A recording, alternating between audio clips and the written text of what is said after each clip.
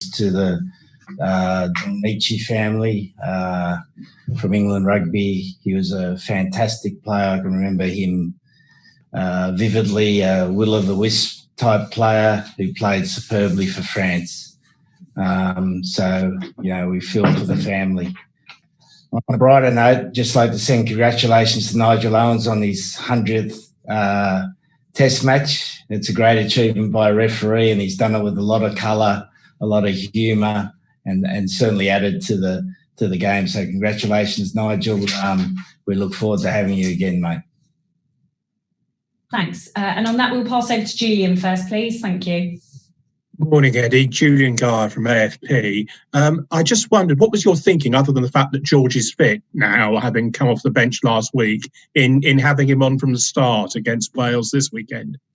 We just feel this is the best 23 for this particular game. There's a tactical application to the way we want to play against Wales, and George fits that bill. When you say the tactical application against Wales, what do you mean by that exactly? Well, I don't think I'm going to share that with you now, mate. But we want to play a certain way against Wales. Having George at 10, Owen at 12 and Slady at 13 suits the sort of game we want to play. Thank you.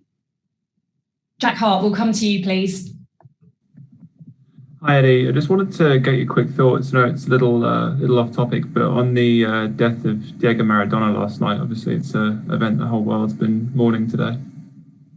Yeah, well, he's one of those guys that captured the sports world. He was an incredible player. I can remember watching him play in that '86 World Cup and the influence he had on the game. And yeah, it's one of those great sports stories. Obviously, a lot of tragedy in it as well. But a guy to come from the slums of Argentina to be the best player in the world and provide such entertainment for a long period of time. And then unfortunately, towards the end, it was a difficult life for him. But I think everyone got great memories from him.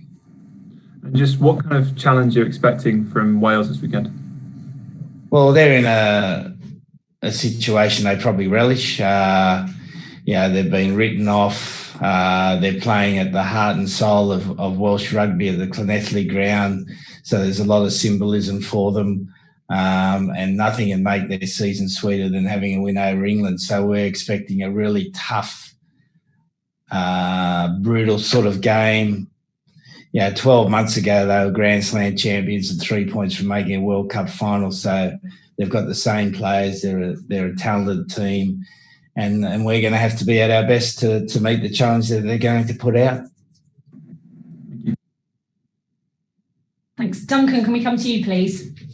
Hi, Eddie. The 6-2 split on the bench, why have you opted for that on this occasion? Again, just suits our tactical approach to the game. Okay, given the game is behind closed doors and there's no fans for the Welsh team to feed off, would you expect them to be as driven as ever in this fixture? Well, I think fans add to the drive of the team. I don't think they make the drive of the team. I think they add to it, and they're an important part of the game. But the Welsh team have enormous pride. We know they have an enormous rivalry with the England team, and nothing makes their season better than upsetting the English. So we expect a very, very driven team. Sure, and you faced one or two tricks in the past when you've gone to Cardiff. Are you expecting something similar this time? Well, it's always a tough game, mate. We know that, and we're prepared for that. We've had a great week's training.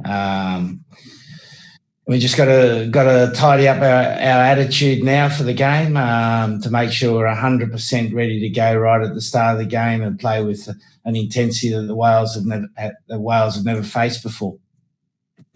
Thank you. Will McPherson, we'll come to you, please. Hi, Eddie. Just returning to the 6-2 bench. When you did it in the spring, I think you generally had an extra lock. This time, it's an extra back row forward with Jack Willis. Does that suggest where you think sort of the key battleground for this game is? Well, it's going to be one of the key contests. There's you got the major contests in the game. You've got the set piece, the breakdown, and the aerial contest at the moment, and all three of those are going to be important. Which one's going to be the most important, we don't know. If we had a crystal ball, I might be able to tell you, but unfortunately I don't have one of those. but we think that's going to be a significant area in the game. And just on Jack, he went back to Wasps and one man of the match, scored a try. How impressed were you with that after being left out last week? Well, I didn't see the game, mate. I've got enough to worry about at the moment. I don't have time to watch club games at the moment. But all I know is he's come back in the camp and he's competed hard. Mitch, we'll come to you, please. Hi, Eddie. You often talk about how teams need to evolve and keep changing to kind of stay one step ahead of the teams that are looking at them. What are you looking to find in this game and maybe the next week's game to show your involvement in the start of this tournament? Well, I'm not sure, Mitch. I can't give you an answer on that because the game presents the examination.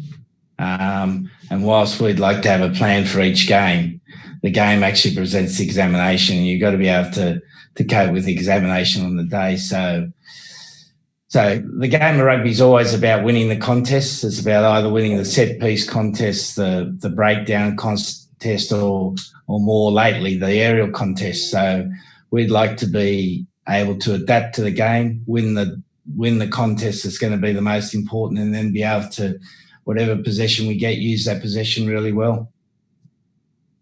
And once you've played this game and you're in Twickenham again next week, possibly, hopefully, maybe with 4,000 fans or 2,000 fans or some fans, how pleasing will it be for you to have some fans in there finally to be behind you in that final match? I've got no idea, mate. The only game I'm worried about is Saturday. Okay. If we've got no more questions for the live section. Okay, we'll end the live section there. Thank you. If all the broadcasters could